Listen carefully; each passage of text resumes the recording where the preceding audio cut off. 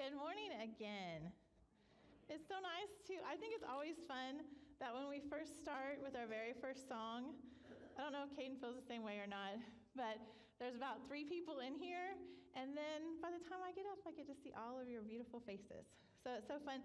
Just like Caden was saying too, it's so nice I don't know, especially those of you that call this home, if it's just nice to come back home. It feels like some of you I haven't seen, even though maybe we've talked, text, or different things. It just feels like forever since I've got to see some of your faces. So it's so good just to see that you're all still out there and everything is going well. So this is our first Sunday of 2025. And I don't know if you guys are like me, but sometimes I get excited about the new year because I am a person that makes lists and sets goals and all of those things.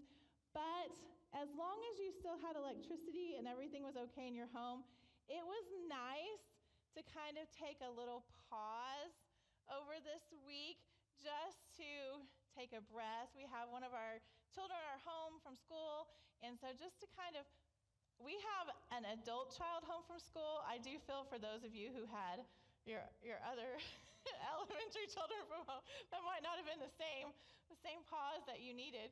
But it's just kind of nice sometimes to just have that break, to be together, to be with God, and just look at, even though I didn't want to get out in it at all, it is beautiful. Just the ice and the snow and how God has created so many different things. It's just, to me, I just had a great week looking out at the snow from my nice warm house.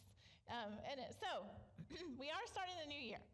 So we are just going to pretend like tomorrow is the first day of the new year.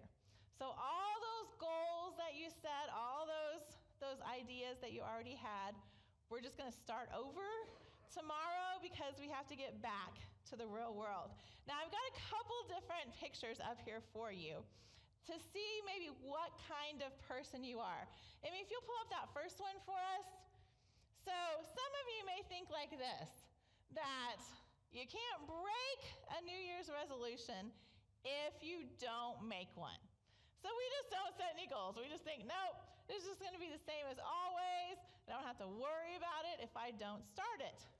Or you might feel like this next one with the eye rolling and, I'm going to set some goals, but I don't want to do this. Now, personally, I am a person pretty much with everything in my life that just jumps full into it. My son got me a Taylor Swift crochet little doll for me to crochet, and I was like, okay, I'm on this. I got it all laid out, and it was not good. I don't say bad words, but it's got as bad as what I say with some things throwing, and it was not good. So instead, I went to the present that my husband got me, which was, I can't even remember what it's called, Cryptic Killers, I think is what it's called. And I got to solve a case. So I sat for 5 hours and worked really hard, highlighting, looking at everything, and I got the right killer. I just want to let you know. So I put this on Facebook, I was basically Spencer Reed for that. But everything that I do, I just jump full force into it. So I don't know if you're like that or not, but I have a short little, I think it's an Insta Reel or TikTok or something, to show you, to see maybe what you might be feeling like today. I said no more junk food in the house, please. Are you a camel? That's a lot of water. Gotta get those 2 liters a day, I'm all about hydration these days. Just hit the gym. Honestly, I feel different. Gonna hit a 10K run later too. Is everything okay? Yeah, I told you I'm starting a business. Huh? Oh, what is this, you ask? I literally didn't say anything. It's lemons and carrot juice. Vitamin C, boosts your immune system. I love it. That looks weird. What are you doing? I'm changing my style. I need a whole new wardrobe. I'm thinking more hats for 2025. What do you think? Definitely not. That's a lot of books. Yeah, I'm gonna read all these books by the end of the day. What happened? You were doing so well. I don't want to talk about it. Why? Try again next year. Oh, Are any of you at that point that you're ready just to say, okay, I'm going to try again next year. We're already done with this. But what we want to give you the next 4 weeks is some spiritual disciplines to start. Our series is called Get Fit. And sometimes when we think about getting fit, we think about, our body and our muscles, and we're going to get fit. And we are actually going to talk about that 1 week. But we're going to talk about just what, as Christians, as people who want to follow God, who desire the best from our lives and to live in abundance with Him, how do we do that? What are ways that we can get fit in the spiritual disciplines of our lives?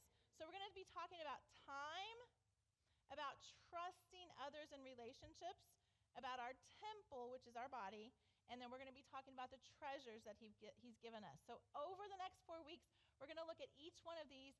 And honestly, I am going to be talking, but I'm just going to give you a lot of questions to think about on your own, because everybody's life looks differently, and the way in which God wants us to use our time, to use our treasures, all of these different things will look different in your life than they will in someone else's. So it's going to be about you questioning what you are doing and talking to God about your own personal experiences. So we're going to get, like I said, try to be really, really practical with this. So what I want you to think is let's take it over the last month, maybe even a little longer, because even the last month was the holidays, but just in a normal week in your life. I want you to think about what occupies the majority of your time. So just take a minute, just think about just an average work week, if you are working, if you're with the kids, what you're doing, what is the biggest part that takes your time? What do you spend the most time on? Now, within that, I want you to think about what relationships and responsibilities took up your time, or what did you spend? What relationships did you spend? Not what relationships do you wish you spent or do you want to spend the most with, but right now, what relationships and responsibilities did you spend the most time on? You have that in your head? Are you kind of thinking about that? Like I said, a normal week. I know it hasn't been normal for the last month or so, but a normal week. Now I want you to kind of think of a scale, and I want you to think about the balance of your time wasted compared to your time well spent. How much time do you think you wasted on things that were not significant? But how much time do you feel like, that was important. That was good time. That was well spent. That was worth my time. Get that in your head. What do you have? Now, as you're thinking about this, maybe when you think about that, is there something over the last couple months maybe that you would have done differently? When you think about that time wasted and that time well spent, do you wish that there's a conversation that you could go back to and say things in a different way?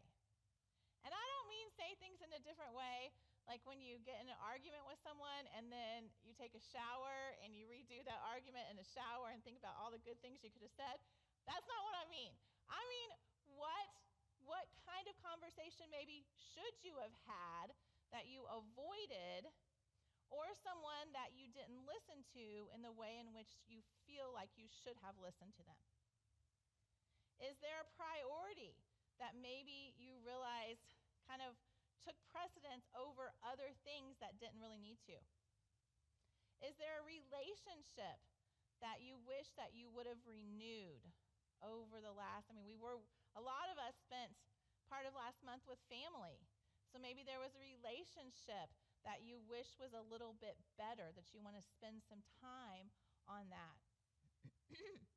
So while we're talking about this today, I just want you really to open your heart and your mind and your ears up to God to see where he's kind of tapping you on the shoulder and where he's telling you places in your life that you might be too busy or too distracted to be able to spend time on the things that he wants you to spend time on.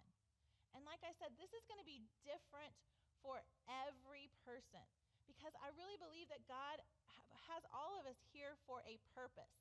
And he puts people and relationships and jobs and all kinds of different things in our lives for us to connect with others.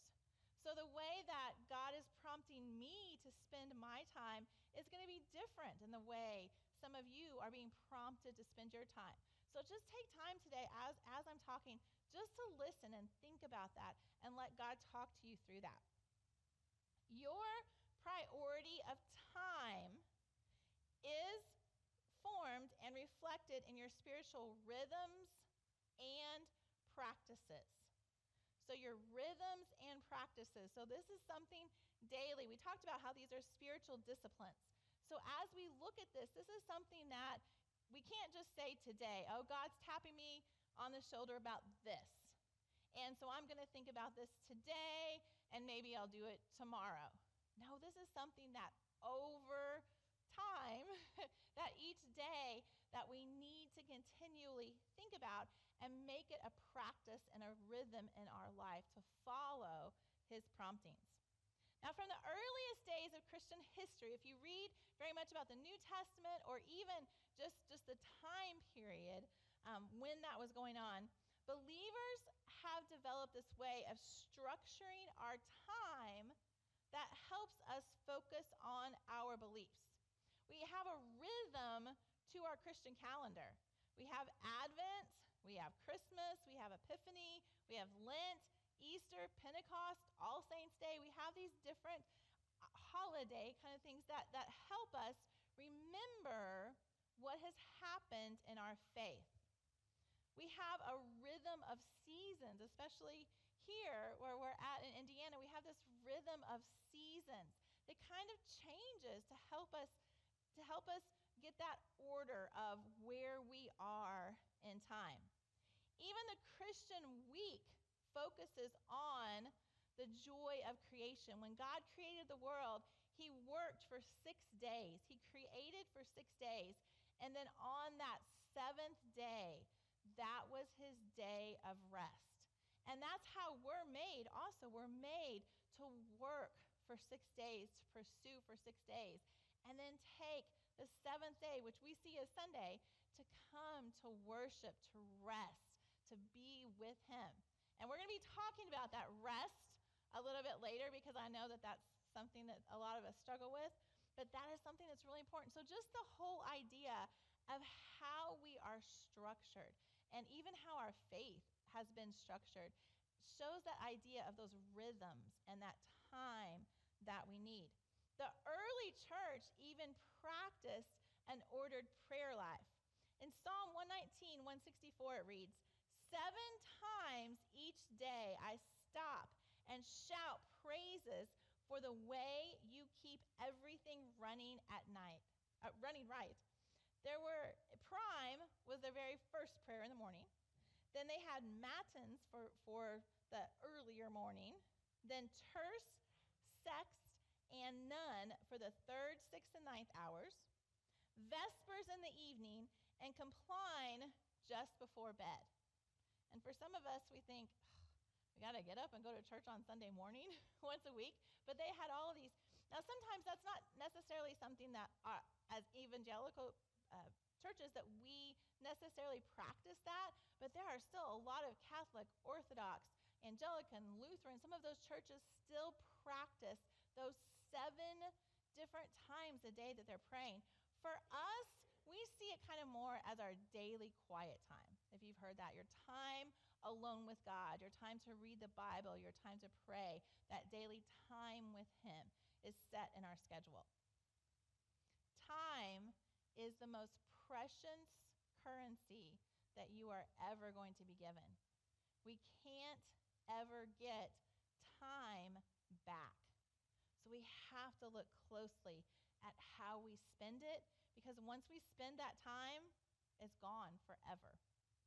Ecclesiastes 3:1 reads, "For everything there is a season, a time for every activity under heaven." And Psalm 31:15 reads, "My times are in your hands." So if we look at this discipline of time right at the beginning of the year, because creating time for God is the number one discipline of the soul. The other disciplines we're going to talk about are so important, but if you don't spend that time with God as your number one, those other ones aren't going to matter, because you're not going to be getting anything from him to be able to use in those other areas that we're going to talk about. So I've got some more questions for you. Like I said, today's going to just be a lot of questions for you to think about yourself. Do you have a time each day that you spend with God? We talked about this a little bit when we talked about how to study the Bible. We talked about setting a time and a place.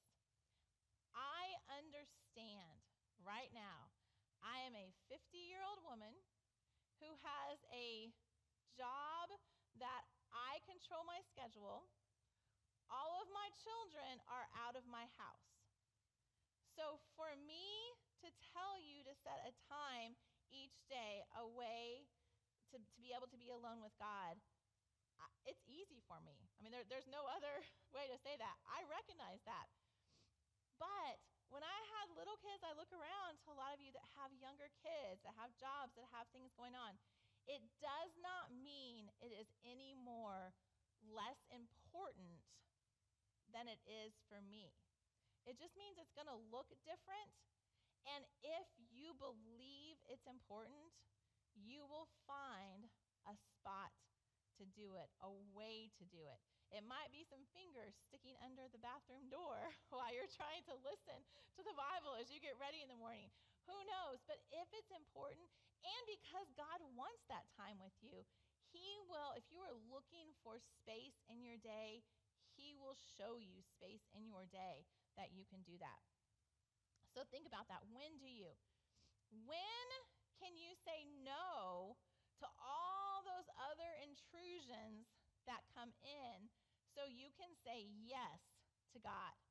Now, there are so many good things. Not just, there's lots of great things within the church, but there's lots of great things outside of the church too. Some spiritual, some just fun things to do. But you have to decide, are those things, even though they're good, I'm not talking about bad things, they're good things. If I am doing those, are they taking away and making me not have time to spend with God?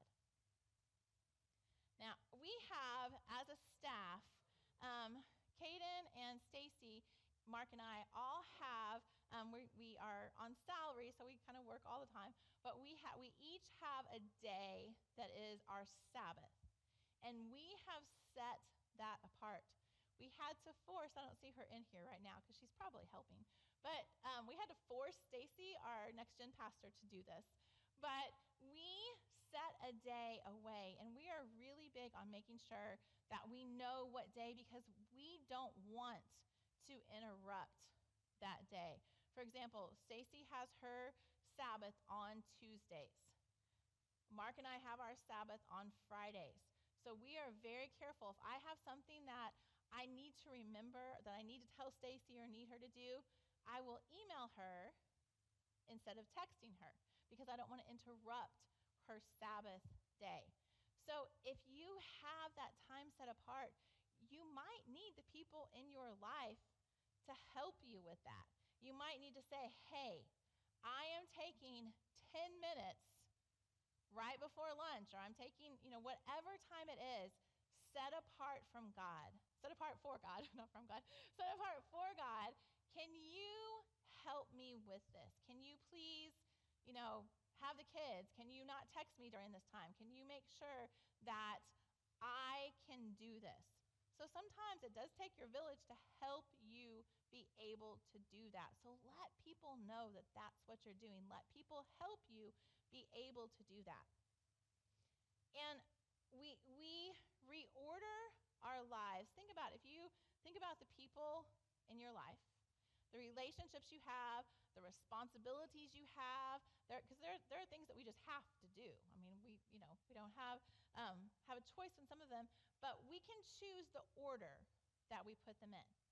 So think about, do you need to reorder some of those priorities in your life to be able to honor God more? For example, are you too busy to spend time with God because you are running your kids to 57 things every week? Now, I might step on some of your toes, but that's too bad.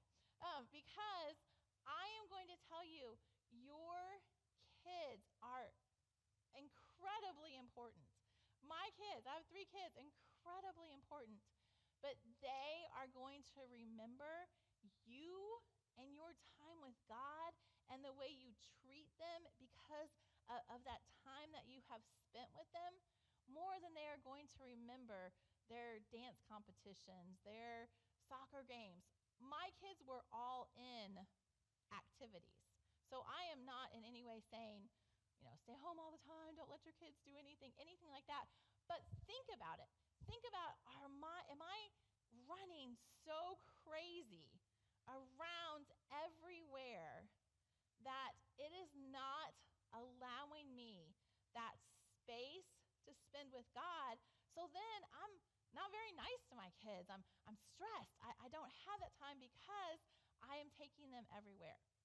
So just think about that. Is there something in your life? I remember for us, Eve, all of our kids played soccer, but Eve played soccer, it feels like from birth, but I think she was about 3 years old when she started, all the way up. And when we were living in Oklahoma, she got asked to join a travel team. And it was, I know everybody's on a travel team now, but this was, 10, 15 years ago. So back then it was kind of a big deal to get asked to join a travel team.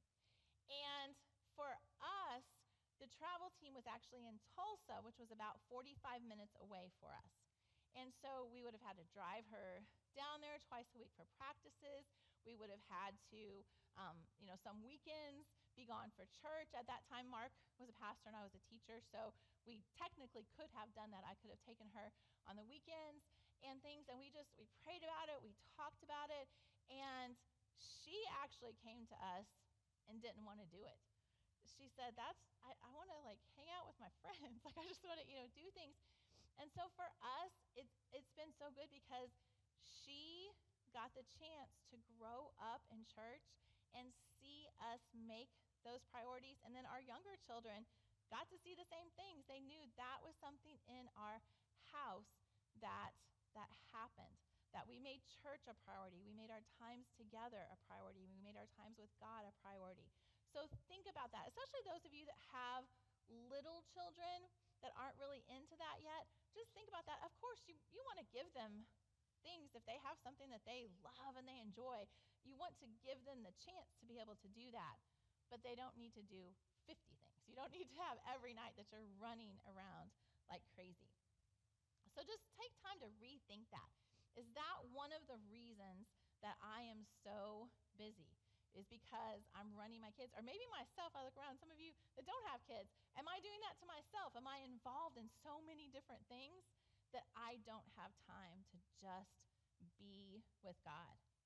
I love this verse from Matthew. Now, this is from the Message version. And if you remember when we talked about how to read the Bible, the Message version is not necessarily a version to study, but it's a great version just to read because Eugene Peterson has taken it and turned it into more of today's language. So this is from Matthew 11, verses 28 to 30, and it reads, "Are you tired? Yes. Are you worn out? Yes. Are you burned out on religion?" And I think that's a big one because religion and relationship with Jesus can be two totally different things. And this is Jesus talking. "Come to me. Get away with me and you'll recover your life. I'll show you how to take a real rest. Walk with me and work with me. Watch how I do it. Learn the unforced rhythms of grace." I love that. The unforced rhythms of grace. "I won't lay anything heavy or ill-fitting on you. Keep company with me, and you'll learn to live freely and lightly." So learning those unforced rhythms of grace take practice.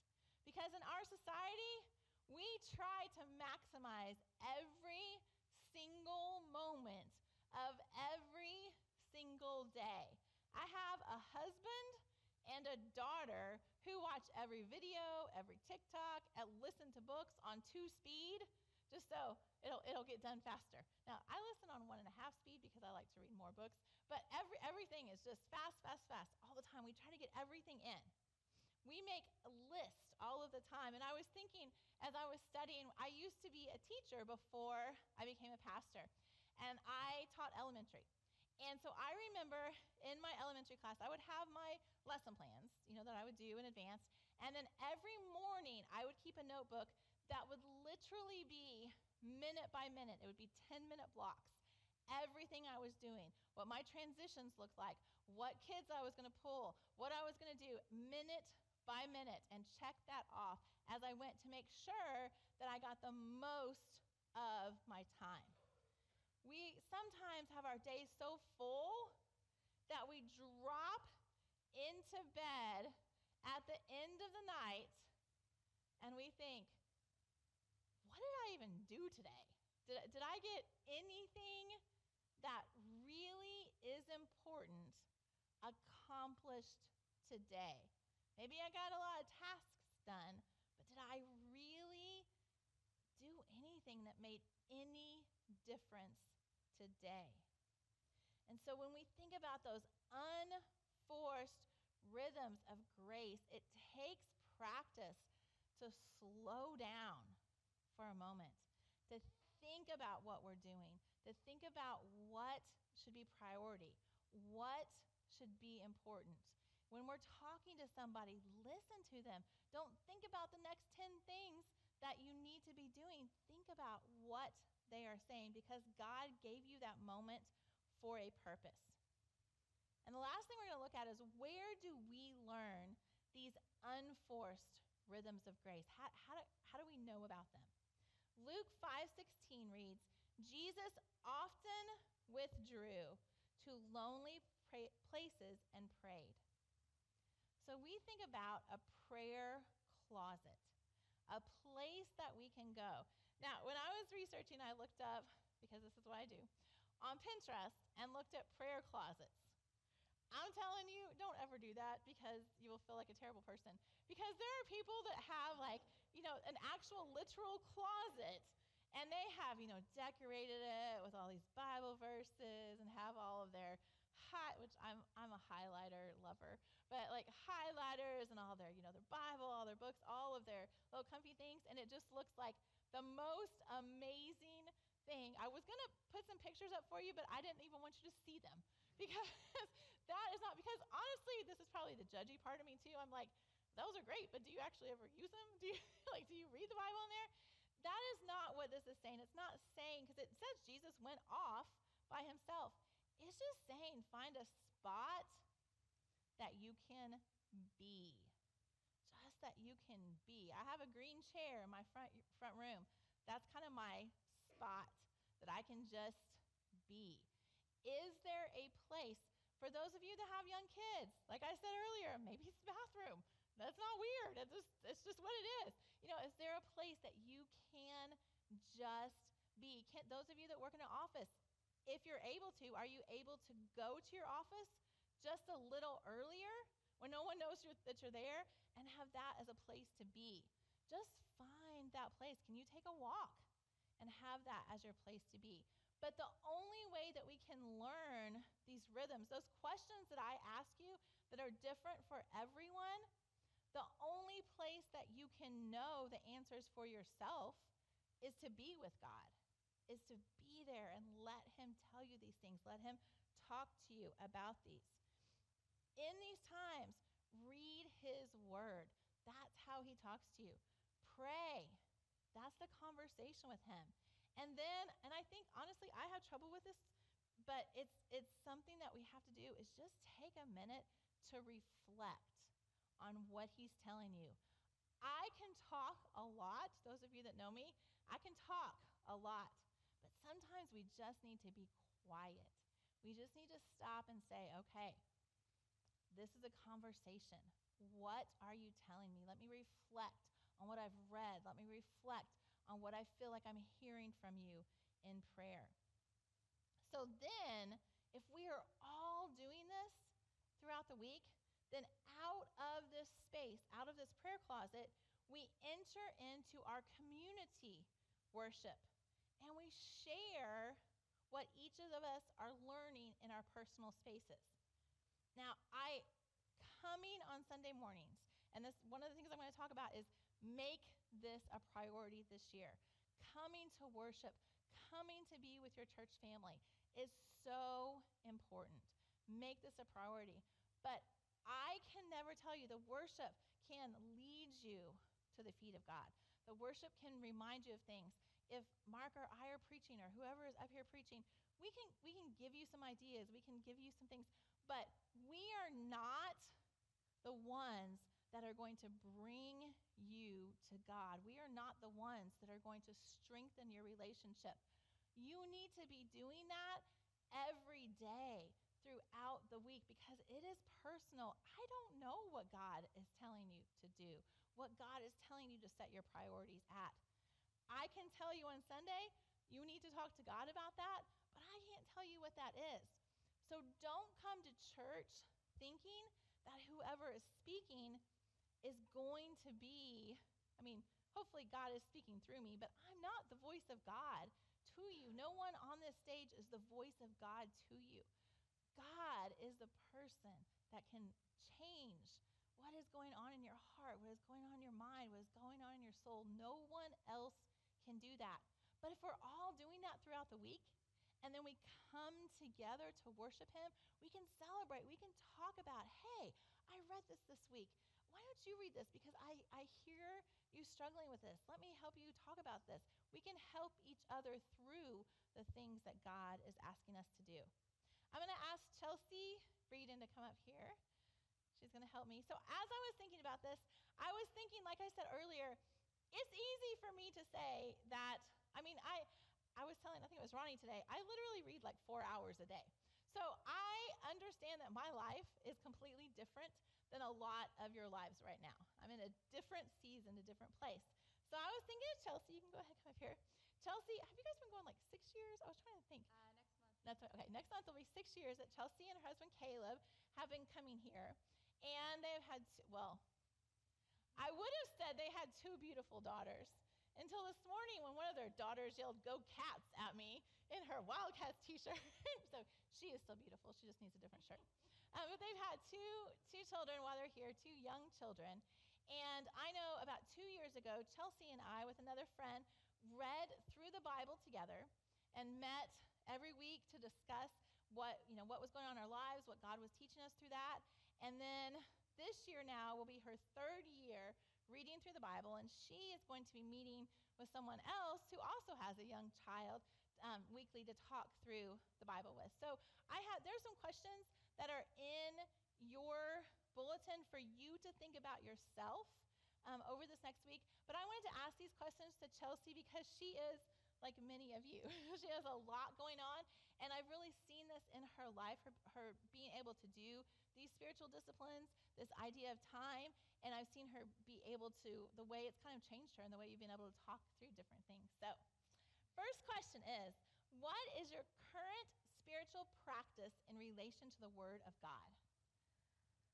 So the past couple of years, I just did like the basic Bible in a year plan. That's the one that Christy and I did with Jennifer, first time for me. And then I did that again last year. If you know me at all, you know that I am not a huge fan of change. It makes me kind of nervous and going outside of my comfort zone. But I did change it up this year. So we're doing the Bible recap with Tara Lee Cobble is the plan that we're doing this year. Rachel has been kind enough to agree to that with me. So that is something that I do each day. Basically, there's like a devotional at the very, very brief devotional. Basically, you go through 5 short prayers to help you kind of get more out of the Word each day. You have your readings designated for each day, and then at the end of that, you watch basically a recap where she kind of breaks that down. I was telling Rachel that, like, when I first started hearing Christy preach, I always thought, like, I wish I could have her, like, decode everything for me when I'm reading this on my own. Like, sometimes it can be hard to digest or hard to understand, and she'll be like, well, this is this context, and this was who he was actually speaking to in this book, and all this stuff. That is what it feels like whenever I'm getting this recap at the end of each day, so it's helping me to get a lot out of it. She's no Christy Hurt, but she gets me by, you know. So when do you, since you do have Yeah. a husband, 2 young kids, a job, how do you, it's about 15 minutes total. Yeah, So about how do you fit that into your day? I usually do that when both of my children have gone to sleep.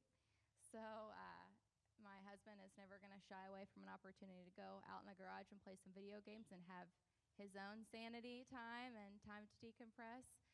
So typically, you know, towards the end of the evening when it is quiet in my house, people are asleep, hopefully, and that's kind of my quiet time that I usually do. I do have a question that I didn't ask you, and so hopefully this doesn't make you feel bad.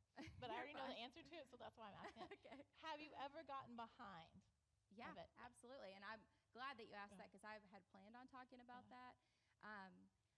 Literally last night, I also do like a soap each day usually.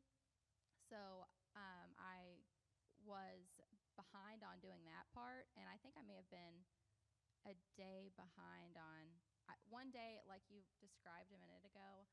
I just like collapsed at the end of the day. I was just exhausted, and I was like, I don't think I'm going to get a lot out of it if I try to do it right now, and I'm so tired.